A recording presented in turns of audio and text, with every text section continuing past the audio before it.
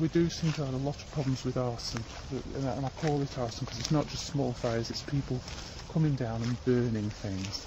When the works were being done down here, it was still going to be used as an access for maintenance vehicles, and there was two very thick wooden gate posts and a gate, and right at the beginning of the works down here somebody burnt that out. Two individual gate posts either side, and they set fire to both? Both, all fired. And at the same time as they fired that, they fired one of the benches that had been set. Not this one was left, but there was another bench by the wetland area. And here we had two benches for sitting and viewing, because also you've got, again, because the hedge has grown up, but when that's cut down and in the springtime, we've got one of the best views in Preston here. And there's the remains of there's one. the remains of the other bench, which would have been just looking directly towards the view over the towards Samsbury and Darwin, and very beautiful view over the River Ribble.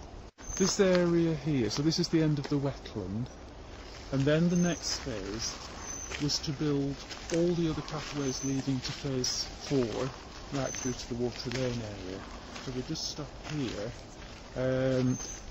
All last year, up to, I'm just not sure of the month, but it's up to sort of Easter time this year, the field on the right there had construction cabins in for the people who were building the pathways and the walkways and the steps and stiles.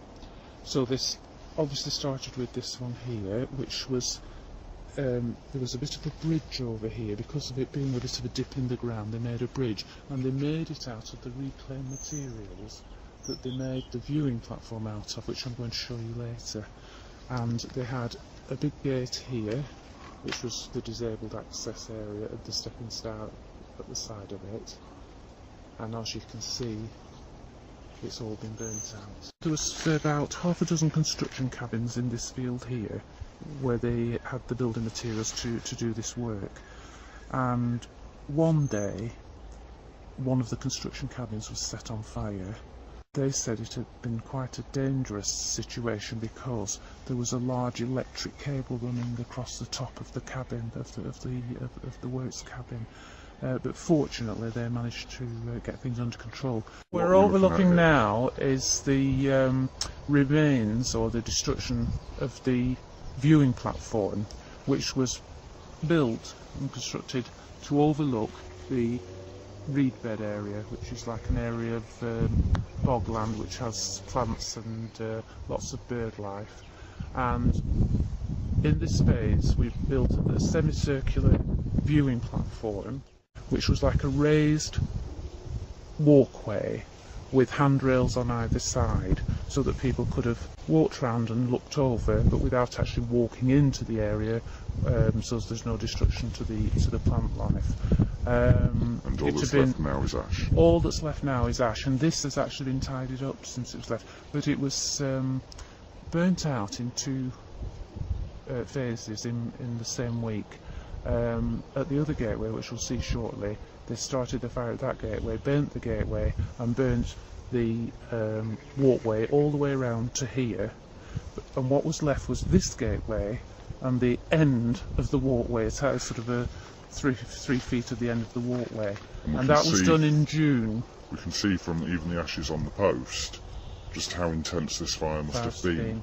Well, they came back a few days later. They came back and burnt this gateway and the remains of, and that was at 12 o'clock on a Saturday afternoon. And the original firing had been done at, I believe, I've been told, at 4:30 on a Wednesday morning, the early hours of the morning. What do you think motivates somebody? I'm at a loss to explain it. This is the second gateway of the walkway, and this is where the fire started, because this was burnt out first together with almost the whole of the walkway, and then the gateway we've previously just seen was burnt.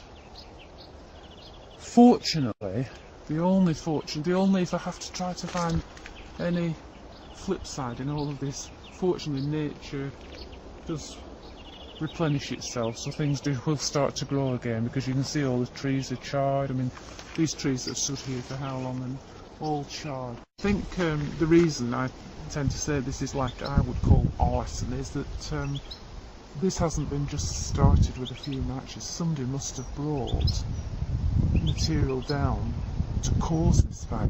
The amount of destruction you can see, and the complete complete destruction. I mean, there's nothing left of the walkway.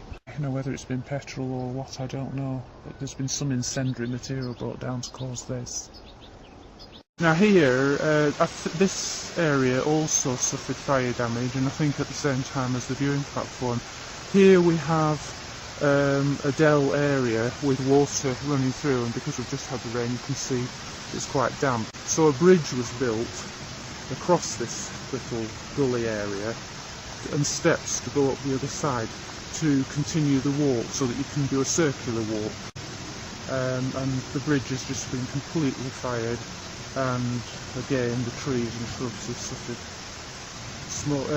charring and smoke damage again.